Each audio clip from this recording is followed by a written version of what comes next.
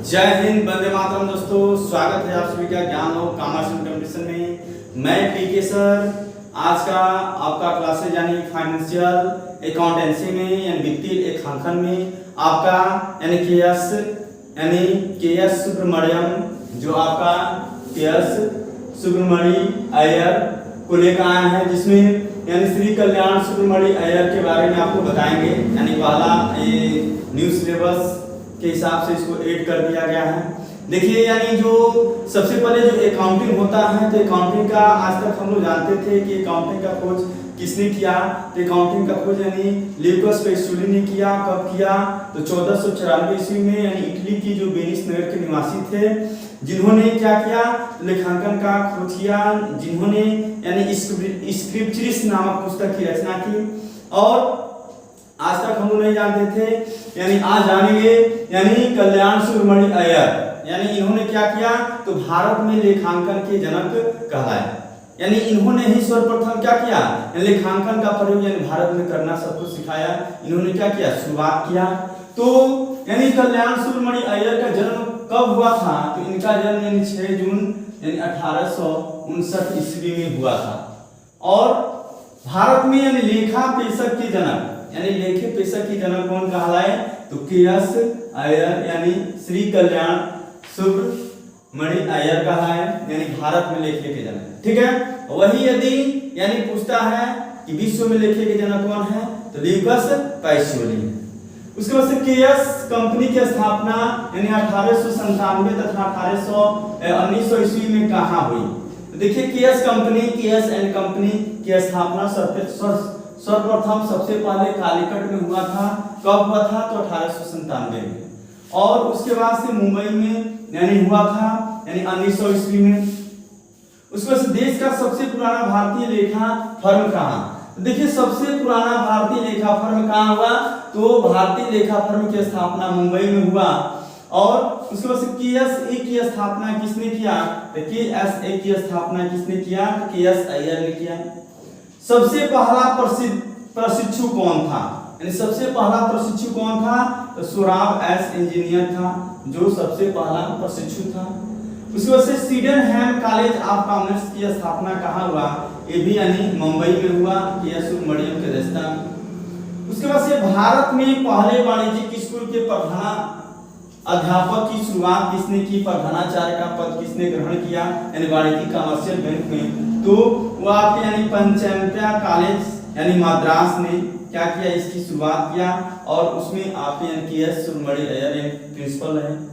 Book keeping के लेखक मानक पाठ्य पुस्तक प्रारंभ का यानी कब पारित हुआ? तो 1890। जहां भी देखेंगे ऑप्शन में यानी इसको टिक करेंगे। इसे बॉम्बे में first night school of commerce की स्थापना कब हुआ? कब हुआ? 1900 ईस्वी में। यहाँ पर भी आपको यानी पहले भी बता चुके हैं। उसके बाद से नेक्स्ट क्वेश्चन है, सर वायराम जी भाई ने किसको बंबई में आने के लिए आमंत्रित किया? तो सबसे पहले इन्होंने क्या किया, के एस अय्यर को बंबई में आने के लिए आमंत्रित किया। उसके बाद से गए और लेखा के बारे में यानी कॉमर्स के बारे में इन्होंने विस्तार से अपना योगदान दिया। तो उनको यानी कौन निमंत्रण दिया था? तो वायराम जी भाई ने यानी निमंत्रण दिया था आने के लिए। किसको? के एस अय्यर को। उसके बाद प्रथम बैचलर ऑफ कॉमर्स डिग्री की स्थापना कब और कहाँ हुआ? तो जो बैचलर ऑफ डिग्री यानी बीकॉम जो कहते हैं, उसकी यानी बैचलर ऑफ कॉमर्स की डिग्री यानी कहाँ स्टार्ट हुआ था?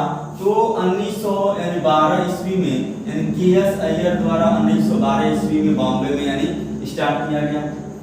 उसके बाद से पुस्तपालन की आधुनिक पद्धति। तो देखिए, आधुनिक पद्धति में दोहरा लेखा प्रणाली आता है। दोहरा लेखा प्रणाली से आज से ऐसे प्रणाली से है जिसमें यानी दो पक्षों में लेखा होता है, एक डेबिट होता है, दूसरा क्रेडिट होता है। यदि पाने वाला रिसीवर डेबिट है तो गिवर को क्रेडिट करेंगे। यदि यानी एक्सपेंसिव डेबिट है तो इनकम को यानी क्रेडिट करेंगे। यदि जो वस्तु संपत्ति आती है वो डेबिट है तो जो जाती है उसे क्रेडिट करेंगे। किसके अनुसार? तो according to double entry system. तो देखिए, दोहरा लेखा प्रणाली यानी दोहरा लेखा प्रणाली यानी पुस्तपालन जिसको कहा गया, यानी पहले पुस्तपालन था, अब दोहरा लेखा प्रणाली आधुनिक नियम हो गया। इसका जन्म कब, कहां और किसने किया? तो कब हुआ? तो 15वीं शताब्दी में। कब हुआ? 15वीं शताब्दी में, सन 1494 ईस्वी में। इटली के वेनिस नगर के निवासी, इटली के वेनिस नगर के निवासी ल्यूकस पेसियोली ने क्या किया था, तो लेखाकरण का यानी प्रतिपादन किया था।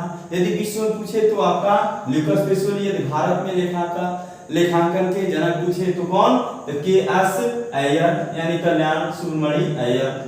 उसके बाद से ल्यूकस पेसियोली ने किस पुस्तक की रचना की, तो दी कॉम्पिटिशिट स्क्रिप्चरिस की रचना की इन्होंने।